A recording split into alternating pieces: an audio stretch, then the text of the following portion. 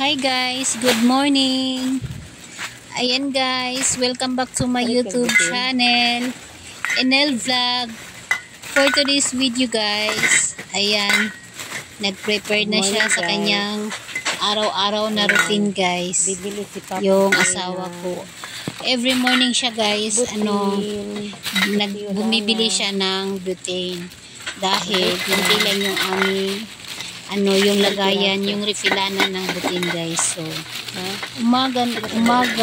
bawat umaga talaga guys, pupunta siya sa bilihan ng mga butane. Nang sa ganon, araw-araw tayong may maibenta. So, ayan, nag-prepare na siya para umalis na. So, habang umalis siya guys, tayo naman dito sa naiwan sa tindahan guys is magalaw-galaw tayo, no? Ayan, maglinis-linis, magpunas-punas ng ating mga paninda at mag-a-arrange. Ito lang naman talaga yung pag umaga talaga guys, busy tayo guys, no? Dahil ang daming trabaho. So, ayan, andyan na nga siya, dumating na. Mabilis lang naman siya guys dahil malapit lang dito sa amin yung bilihan ng butane or butane. So, ayan, bintahan ko pala sa aming butane guys is 26 dahil nakuha ko yan ng 21. Hindi, 22. So, may tayo dyan, may 4 na piso tayo bawat isa. So, ayan, nag-a-arrange na tayo dyan ng ating mga paninda. Shout out sa lahat guys, no? Kahit ng mga tindera or may-ari ng tindahan guys. Kayo ba guys, pag kahit anong gawin ko dito sa tindahan guys, punas araw-araw, madami pa ding mga alikabok at halos araw-araw din tayo nagwawalis. Hindi ko alam kung saan ang gagaling tong mga alikabok guys, no? Dahil ang dami talaga. Ayan, kagabi is naglinis muna ako guys bago ko matulog, nagpunas-punas, nagwawalis-walis. Pero pagising ko sa umaga guys, ayan, ang dami na naman mga alikabok. So ayan, paulit-ulit tayo magwawalis dyan, magpunas-punas hanggang matapos tayo guys, no, sa ating mga gawain dito sa tindahan. At itong mga cellophane na nakasabit dito sa gilid guys, baka nagtaka kayo bakit ang dami kong mga sabit-sabit dyan ng mga cellophane. Iniipon ko talaga yan guys dahil yung mga yung cellophane na pinagbibilhan natin sa grocery, hindi ko yung tinatapon guys, no? Dahil magagamit ko pa siya guys. Yung mga may bibili ng madami, katulad ng yellow or ice, dyan ko nilalagay. Or yung mga bigas, basta yung mga mabibigat guys, ayan, gamit na gamit talaga itong mga plastic na iniipon ko guys. Kagaya nitong mga lagayan ng mga biscuits. Hi guys! Ayan guys, may bumili lang. Ang ingay ng customer na ito. Ayan guys, ayan, ang dami ko nang naligpit dyan na cellophane or plastic. Ayan, hindi ko talaga yan tinatapon guys. Itong mga lagayan ng mga 4G bar. Ayun, Ribisco. Dahil gamit na gamit talaga siya guys. Kayo ba guys, gumagamit ka ba kayo ng mga ganito? Ako guys, hindi na ako bumibili ng mga kagaya ng mga sandubag or pa dyan. Dahil andito na tong libre. So, ayan na nga guys. Continue tayo sa pagliligpit ng mga nakakalat na mga paninda natin guys. Dahil minsan, ako pag madami ng tao guys, no, hindi ko na, yung mga kinukuha kong item, hindi ko na agad na babalik kasi, sa sobrang busy minsan, at saka, lagay na lang kung saan-saan. At yun, pag kinaumagahan or bago matulog sa gabi is, nililigpit ko muna yan, inaayos.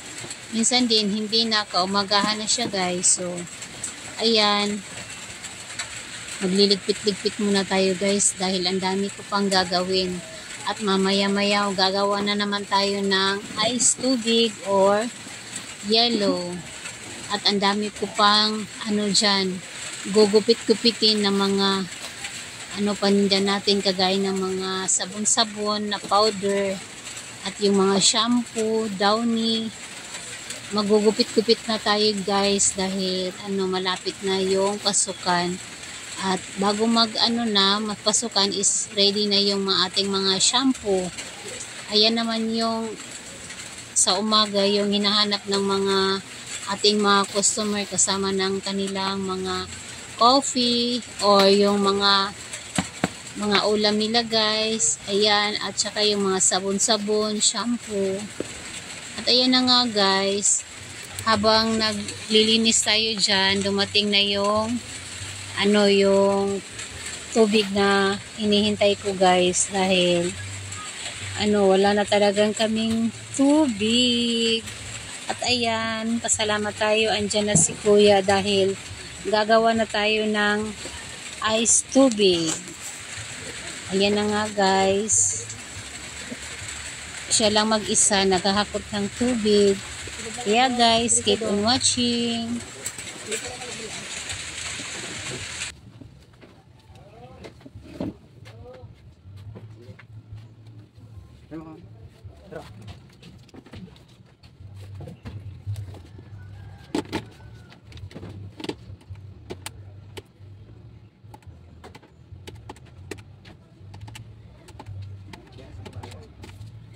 Pila gani kabuk na anak?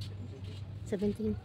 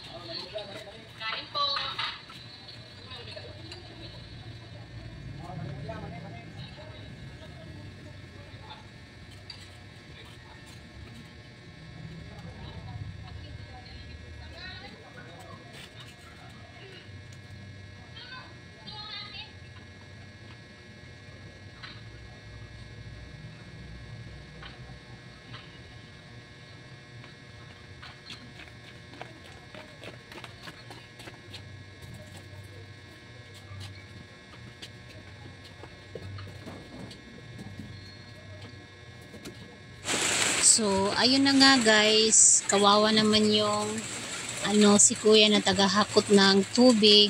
Siya lang mag-isa guys. Kung pwede lang sana tutulungan ko, pero hindi pwede dahil mabigat yun.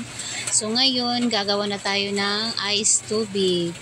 At ayan guys, dali-dali tayong gumawa ng ice tubig dyan dahil marami nang bumibili guys, at mag-isa lang tayo dito sa bahay.